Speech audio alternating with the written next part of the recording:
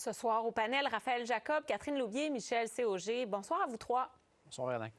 Bonsoir. On vient tout juste de parler avec Louis à Ottawa qui nous informait que l'avion de Justin Trudeau est en direction de la Floride, West Palm Beach. C'est quand même à proximité de Mar-a-Lago et on sait que Donald Trump s'y trouve très régulièrement. Catherine, j'aimerais vous faire réagir en premier parce que vous avez travaillé dans des cercles restreints là, d'un ancien premier ministre canadien. À votre avis, si l'avion se dirige vers là, est-ce que c'est un lien fort probable avec la menace des tarifs cette semaine? Bien, je pense que oui. Là, vraisemblablement, là, on n'a pas de confirmation de ça, mais advenant qu'il s'en aille vraiment rencontrer le président Trump à Mar-a-Lago, ça démontre le sérieux de la crise qui se déroule en ce moment.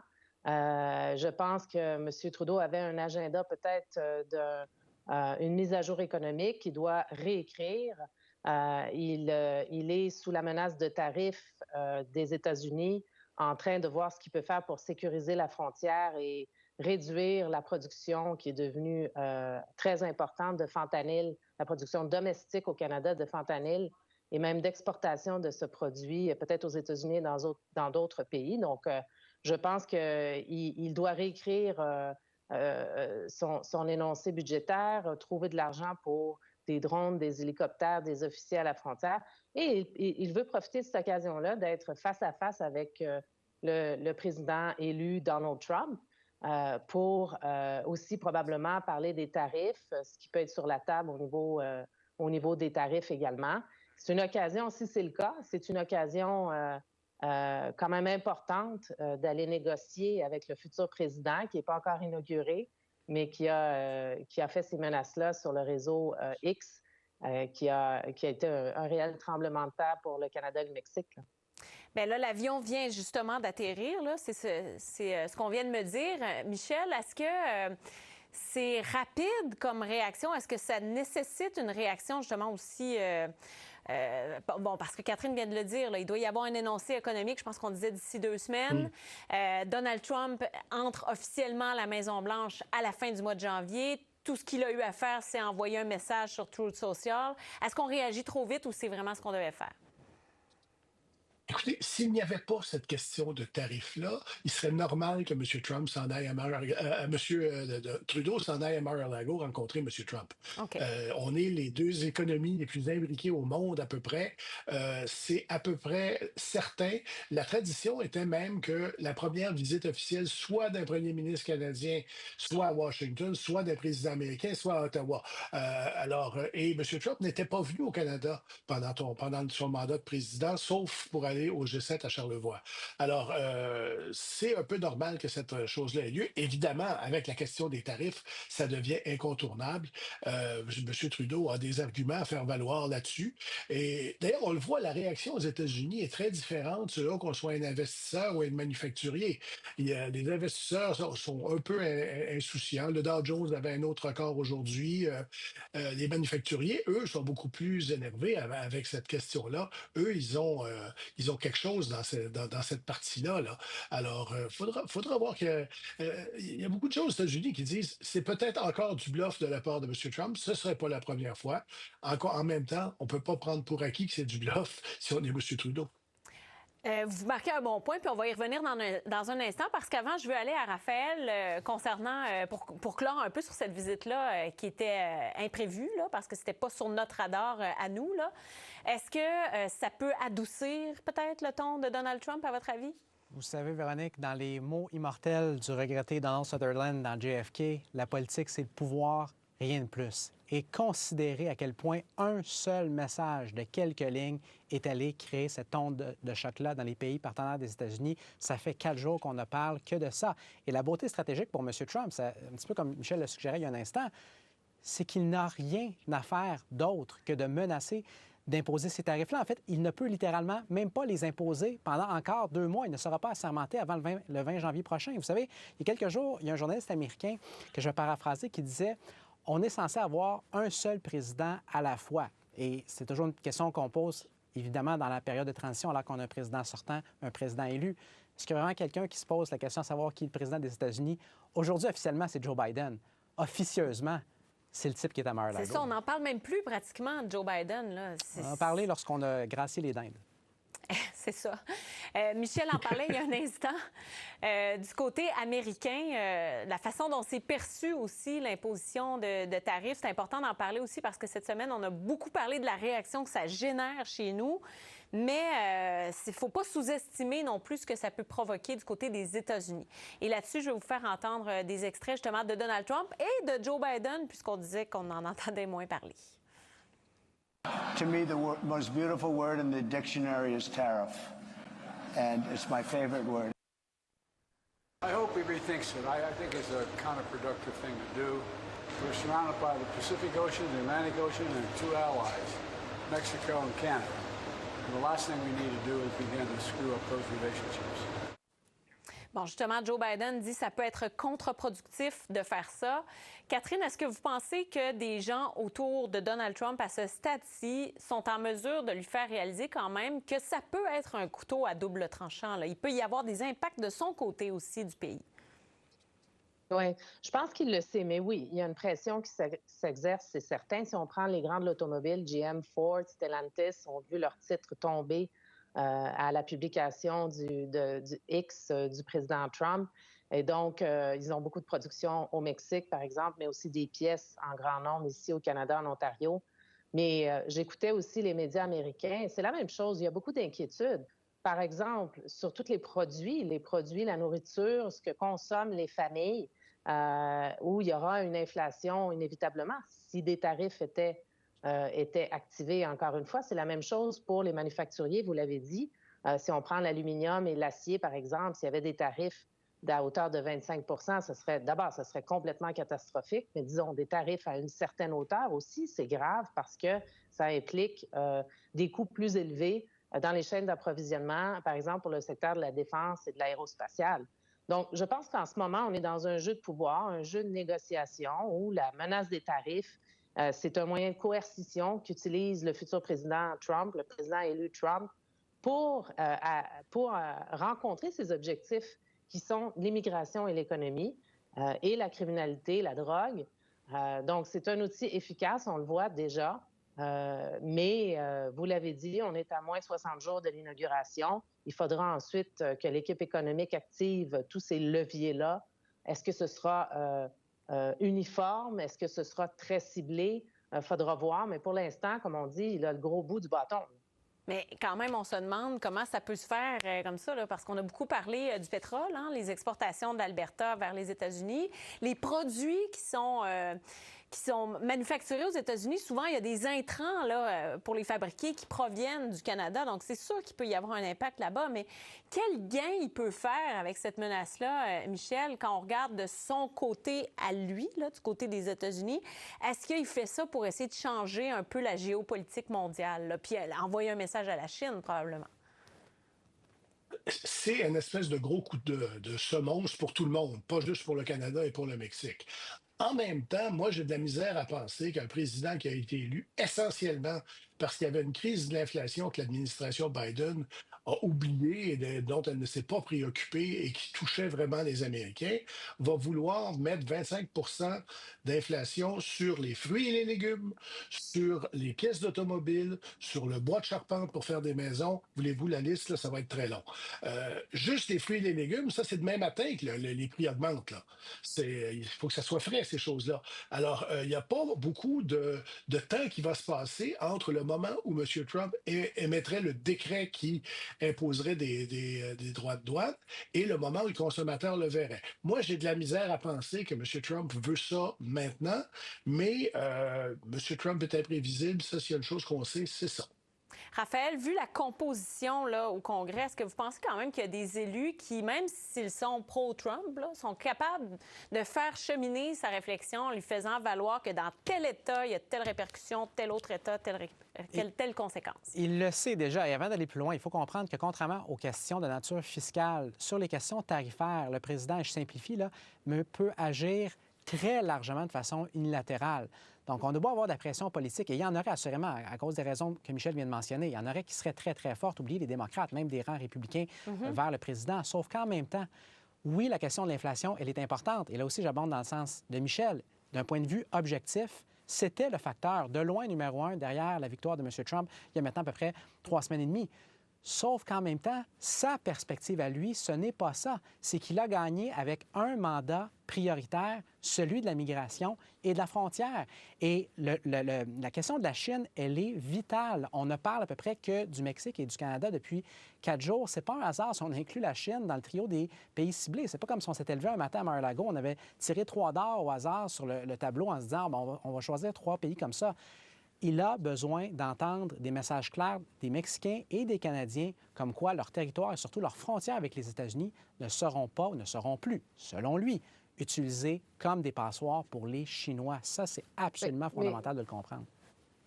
Catherine, puis selon lui, il faut quand même dire qu'il y a 87 là, des quelques 410 arrestations qui ont été faites de suspects liés au terrorisme, à la criminalité, qui, selon les autorités à la frontière américaine, provenaient du Canada. Donc, c'est beaucoup plus que du Mexique. Et c'est la même chose quand on regarde les chiffres sur le fentanyl. La Chine a passé certains règlements. Le Canada n'a pas encore passé ou banni les ingrédients dans le fentanyl. Donc, franchement, rapidement, on s'aperçoit qu'on a quand même des devoirs à faire de notre côté, là. Parlant aussi du Mexique, vous venez de le mentionner, Michel, l'interaction de Donald Trump avec la présidente Claudia Sheinbaum quand même révèle aussi quelque chose, là, parce que, vous le voyez, là, on vous présente des extraits, là. Il affirme qu'elle a accepté de fermer la frontière entre les 2 pays et par la suite, elle est allée démentir ça en disant le contraire, finalement, que nous réaffirmons la position du Mexique, ce n'est pas de fermer les frontières, mais de construire des ponts entre les gouvernements et entre les peuples. C'est une stratégie de Donald Trump, souvent, hein, d'écrire l'inverse de ce qu'il entend, finalement. C'est une façon de forcer la main. Je ne sais pas si c'est une stratégie ou si c'est une volonté d'entendre ce qu'il veut entendre. On l'a déjà vu dans le premier mandat, ça. Mais la réalité, c'est qu'on ne peut pas fermer la frontière mexicaine du jour au lendemain, comme on ne peut pas fermer la frontière canadienne du jour au lendemain. Ça ne se fera pas comme ça. Je serais très surpris que la présidente du Mexique lui ait dit, c'est parfait, il n'y a plus de problème. Il y a un problème d'immigration illégale venant du Sud depuis à peu près 100 ans aux États-Unis, mais on va régler ça dans demi-heure, nous autres. C'est pas possible, ça. C'est plus compliqué que ça. M. Trump avait dit, moi, je vais régler ça, souvenez-vous, au dernier mandat, on va faire un mur. Ça va être réglé, il va y avoir un mur. Le mur est là, pas complété totalement, mais le mur est là, puis ça n'a rien réglé. Alors, c'est pas quelque chose qui se règle avec 2 coups de baguette magique. M. Trump le sait, la présidente du Mexique le sait. Alors, faut voir venir. Ça ne prendra pas 3 jours, cette affaire-là. Bon, voilà. Fait que pour la visite à West Palm Beach, on va vous revenir dès que Louis a des nouvelles informations. Fait qu'on risque d'en reparler. Mais entre-temps, Donald Trump a continué de nommer différentes personnes pour compléter son cabinet cette semaine. Jamieson Greer, qui est un représentant au commerce de la Maison-Blanche, avocat en droit international, avait déjà travaillé pour Robert Lighthizer, lui-même représentant au commerce dans le premier mandat de Donald Trump. Vous pensez qu'on peut s'attendre à quoi, Catherine? Bien, il vient de la même école que M. Lighthizer. C'est la première mouture des tarifs dans l'administration Trump 1.0. Hein. C'est un peu son dauphin, si on veut. Donc, je pense que c'est quelqu'un qui connaît très bien le grand patron et la manière dont ont été faits les tarifs la première fois. Il connaît aussi ça c'est peut-être positif, là, mais les enjeux dans les chaînes d'approvisionnement avec le Canada et le Mexique. C'est pas quelqu'un qui arrive en poste avec tout vert, là. Il y a probablement aussi des officiels de l'ambassade du Canada qui connaissent très bien M. Greer. Même chose côté du Mexique. Alors, je pense que c'est une personne clé très importante qui probablement devrait être rencontrée dès les premières semaines de l'arrivée de l'administration Trump, janvier, février, pour pouvoir établir un dialogue avec les négociateurs du côté du Canada. Du côté de l'Ukraine, la Russie, aussi une autre nomination, un envoyé spécial, Keith Kellogg. Qu'est-ce que cette nomination-là laisse présager pour la guerre entre la Russie et l'Ukraine? Raphaël, j'aimerais vous entendre là-dessus. Qu'on veut aller à la table de négociation rapidement. D'ailleurs, dans les derniers mois, bien avant que M. Kellogg ait été nommé à son futur poste, là, présumément, il a donné un aperçu. Ça ne veut pas dire que ça va être la forme exacte que ça prendra au final, mais un aperçu de ce qu'on pourrait proposé comme cadre. C'est-à-dire que, et je vais simplifier là aussi avec le temps qu'on a, de un, on pousserait pour un cessez-le-feu. Le cessez-le-feu serait accompagné pour la Russie de façon positive, pour les encourager à aller dans ce sens-là, d'un retrait partiel des sanctions économiques et diplomatiques qui sont imposées, on sait depuis les dernières années. Pour avoir un retrait complet des sanctions, ça prendrait un accord formel de paix qui serait non seulement négocié, mais signé. Pour les Ukrainiens, ce qu'on promettrait, ça serait de continuer l'envoi et l'appui diplomatique, l'envoi d'aide et l'appui diplomatique, et de pousser pour une taxe sur les énergies russes pour financer la reconstruction du pays. Évidemment, ce n'est pas chose faite et on voudrait que les lignes actuelles soient gelées. Essentiellement, on aurait un cessez-le-feu qui vont déplaire, évidemment, à tous les partisans d'un maintien de l'implication américaine dans le conflit et d'un conflit, en fait, qui n'est pas réglé avec les lignes actuelles. Là. Pour ceux et celles qui veulent que l'Ukraine reprenne son territoire, évidemment, ça serait vu comme étant dévastateur. Sauf qu'en même temps, de façon réaliste, il faut le dire clairement, depuis 2 ans et demi que ces lignes-là, elles sont de facto gelées. Donc, la question vraiment qui va se poser, c'est de savoir combien de temps encore est-ce que ça va durer? Est-ce que la boucherie va durer et que les Ukrainiens et les Russes vont continuer à s'entretuer?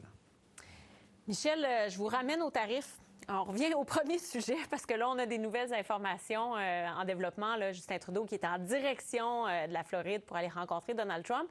Puis là, on a 2 sources qui nous confirment qu'il va souper, en fait, avec le président désigné. On parle quand même d'une plus longue conversation que seulement 5 minutes. Là. J'imagine que c'est quand même bon signe. Il ne serait pas allé pour 5 minutes. Il serait pas allé pour 5 minutes, soyons clairs.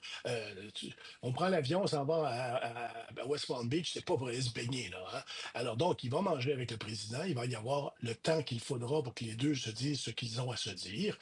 Il va probablement manger un bon steak, mais la réalité, c'est que pour une fois, M. Trump fait quelque chose pour le Canada. Recevoir le premier ministre du Canada, qui est à peu près le premier chef de gouvernement étranger à le rencontrer depuis l'élection, c'est quelque chose d'important.